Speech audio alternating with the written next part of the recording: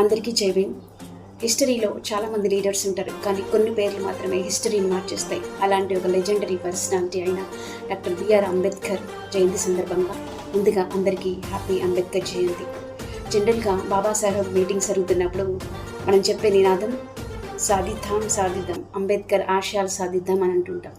అతని తన ఆశయాలు ఏంటి, ఒకసారి ఈ 2-3 వాటి గురించి ఈ వీడియోలో చర్చిద్దాం.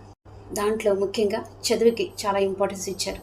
తన బాల్యం నుంచి తీవ్ర కుల వివక్షని, అండరానితనాన్ని ఎదుర్కొన్న అంబేద్కర్ కేవలం సమాజంలో ఉన్న ఈ అసమానతను తొలగించాలంటే చదువు ఒక్కటే మార్గమని తను భావించారు. దేశంలో ప్రతి ఒక్కరూ చదువుకోవాలి, చదువుకోవడమే కాదు, pay back to the society అని, తన సమాజానికి ఎంతో కొంత సేవ చేయాలి అనేది అంబేద్కర్ ఆశయం.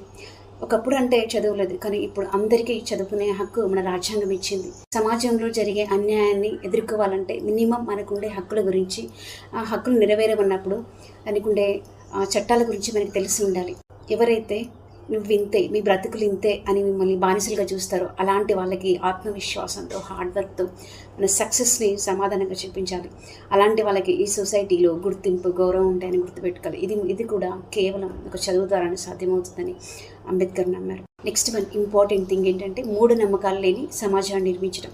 ఒకప్పటి నుంచి ఇప్పటి వరకు కూడా కొన్ని రకాల విశ్వాసాలు, ఆచారాలు, మూఢనమ్మకాలు మన సమాజాన్ని పట్టి పీడిస్తున్నాయి. సముద్రాలు దాటి వివిధ దేశాలు చుట్టి వస్తున్నాం, ఆకాశం దాటి చంద్రుడి పైకి కూడా వెళ్తున్నాం, కానీ రోడ్డుపై ఉన్న ఆ పసుపు, కుంకుమ, నిమ్మకాయలు మాత్రం దాటలేకపోతున్నాం. రీసెంట్గా జరిగిన ఒక ఇన్సిడెంట్, చింతగింజల్ని మంత్రించిస్తే తన జీవితాల్లో మార్పులు వస్తాయంటూ కిలోకి ₹1,00,000 పెట్టుకున్నారు.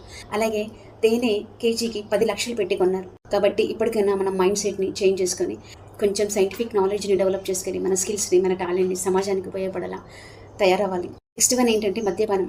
దిగువ మధ్యతరగతి కుటుంబాల్లో ఎక్కువగా వాళ్ళు సంపాదించిన డబ్బుల్లో ఎక్కువ మందు తాగడానికి ఖర్చు పెడుతుంటారు. దానివల్ల వాళ్ళు ఆర్థికంగా వెనకబడి వాళ్ళ పిల్లలు ఉన్నత చదువుకోలేక వ్యసనాలకు అలవాటు పడిపోతున్నారు.